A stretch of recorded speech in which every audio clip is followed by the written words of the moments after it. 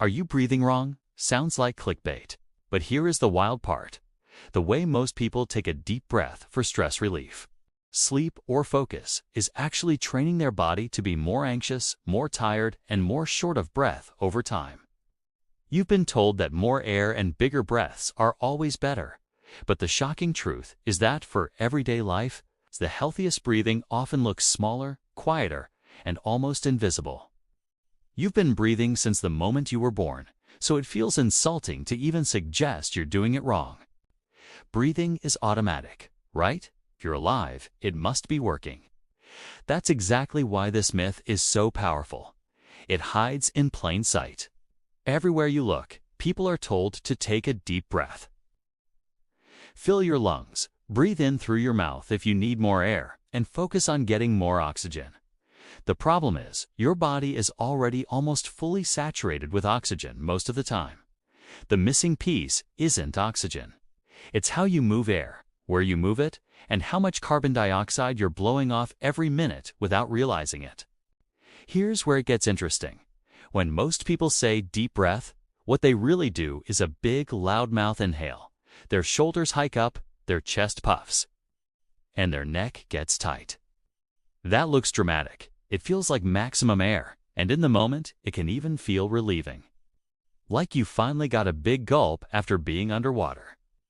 But from a functional breathing perspective, that pattern-fast upper chest, mouth dominant, is a kind of mini hyperventilation. You get a rush because you just dumped carbon dioxide, not because your brain suddenly got this magical surge of fresh oxygen. You're actually making it harder for your red blood cells to release oxygen into your tissues, especially your brain and muscles. Which is why that same person often ends up dizzy, foggy, or even more anxious a few minutes later. Most people have never been taught that breathing wrong dose in tea mean you're about to drop dead.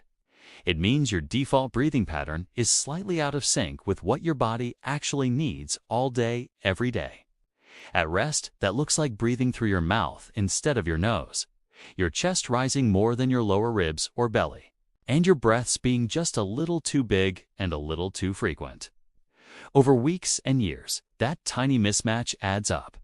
Worse sleep, harder workouts, more tension in your neck and shoulders, and a brain that oscillates between wired and exhausted.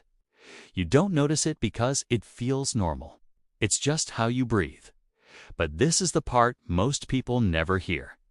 Your nose, ISNT, just a hole in your face.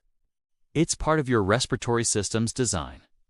The inside of your nose filters out particles, warms, and humidifies the air and mixes that air with nitric oxide produced in your nasal passages, which helps your blood vessels open and improves how efficiently oxygen actually reaches your tissues. Studies comparing nose breathing versus mouth breathing show that nasal breathing at rest and during moderate exercise can improve oxygen uptake and keep your airways calmer and less irritated than mouth breathing, especially over time. Mouth breathing, especially when it becomes your default, bypasses all of that. You pull in cooler, drier, less filtered air straight to the throat and lungs, which can dry tissues out, trigger more inflammation, and even worsen things like snoring and sleep apnea. Here's the twist almost everyone gets wrong. Breathing deeper does not mean breathing bigger. A truly deep breath doesn't start in your shoulders. It starts in your diaphragm, the big dome-shaped muscle under your ribs. When you inhale well, your diaphragm drops. Your lower ribs widen gently in all directions. And your belly moves outward a little because your organs are being displaced, not because you're forcing your stomach out. That's diaphragmatic breathing, or belly breathing, and it's mechanically efficient. It pulls air down into the lower parts of your lungs, where there's a rich blood supply waiting to pick up oxygen. But even here, the myth creeps in. Many people are told they should only move their belly and keep their chest frozen. In reality, a healthy breath is a wave, low ribs and belly first, then a subtle expansion higher up. The issue is not that your chest moves, it's that for many people, the chest is doing almost all the work while the diaphragm has gone lazy from years of shallow sitting and stress.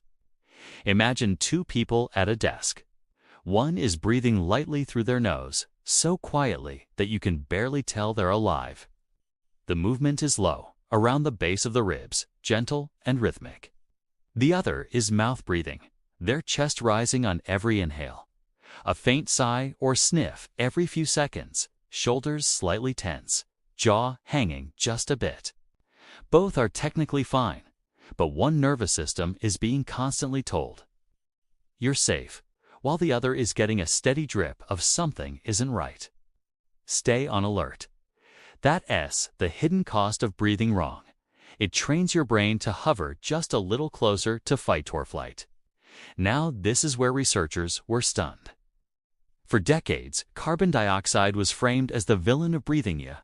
Toxic waste gas you just need to get rid of as quickly as possible. The subconscious message was, the more you breathe, the cleaner and more oxygen-rich you become. But physiology tells a different story. Your blood is usually already carrying plenty of oxygen. The real trick is getting that oxygen to detach from hemoglobin and enter your cells. Carbon dioxide is one of the keys that unlocks that door. When you chronically overbreathe, taking larger, faster breaths than your body needs, you blow off too much carbon dioxide.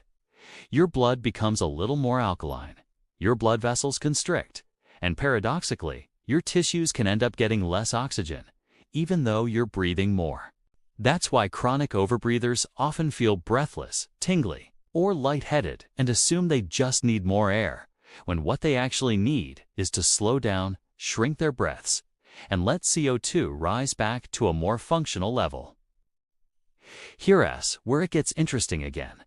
Your urge to breathe is driven far more by carbon dioxide levels than oxygen levels. When CO2 rises, your body says, "Okay, time to take a breath." If you constantly override that signal by taking big, clearing breaths whenever you're stressed, bored, or scrolling on your phone, you train your nervous system to panic at smaller and smaller increases in CO2.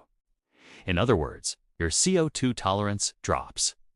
That makes you more prone to panic attacks, exercise intolerance, and the feeling that you're suffocating in situations that are actually safe.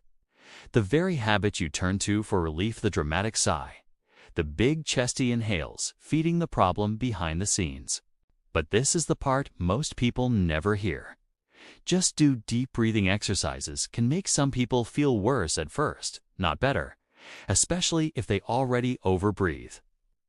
If you tell an anxious overbreather to take 10 deep breaths, they often make those breaths huge, fast, and mouth-dominant, which drives CO2 down even further and amplifies dizziness, chest tightness, or a sense of unreality.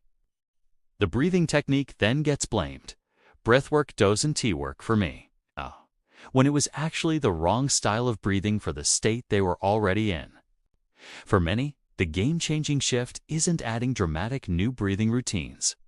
It's gently retraining their everyday, invisible breathing to be slower, smaller, quieter, and through the nose. Here's the twist almost everyone gets wrong in the fitness world. You'll hear, real athletes only nose breathe, almost like a badge of honor. At rest and at low to moderate intensities, training yourself to favor nasal breathing can absolutely be powerful.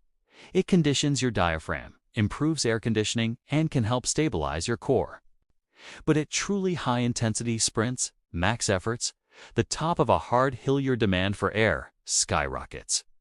For many healthy people, the body will naturally pull in both nasal and mouth breathing to meet that demand. Top endurance athletes often oscillate between nose and mouth depending on the phase of their effort. The myth that you must force yourself to nose breathe at all costs can backfire, turning hard training into a stressful struggle, raising your anxiety around breathing rather than building resilience. The real red flag isn't that you mouth breathe when you're sprinting. It's that you mouth breathe when you're sitting, walking, or trying to fall asleep. Here's where it gets interesting in the bedroom, literally. So many people blame their daytime exhaustion on coffee screens or age when a major culprit is silent. They spend the night mouth breathing, snoring, or flirting with light oxygen drops that never fully wake them but constantly drag them out of deep healing sleep. People who switch from mouth to nose breathing at night sometimes with the help of gentle mouth taping under professional guidance. Often report waking up less dry, less foggy, and less desperate for caffeine. It's not magic, it's mechanics. A nose-breathing night is like putting your nervous system in a low-noise, low-draft environment to repair. A mouth-breathing night is like sleeping under a vent that never turns off. Here's the twist almost everyone gets wrong about the myth itself. The question isn't, are you breathing wrong? In some moral or permanent sense, the more powerful question is, has your breathing adapted to a stressful, screen-heavy, mouth-open, always-on world and stayed stuck there? Because if it has, you can adapt it back. Every light nose breath you take while answering an email, standing in line, or winding down at night is a tiny vote for a different default. Over weeks, your nervous system starts to believe you. What felt awkward breathing through your nose, letting your belly soften, shrinking your breath, starts to feel like home. In the end, the shocking truth is this. The biggest breathing myth is that more air is always better. For most people, most of the time, the cure for breathing wrong isn't to do more, but to do less effort, less noise, less drama through the right place, with the right muscle, at the right time. You don't have to chase the perfect breath. You just have to stop fighting the one your body has been trying to give you all along. What myth should I break down next?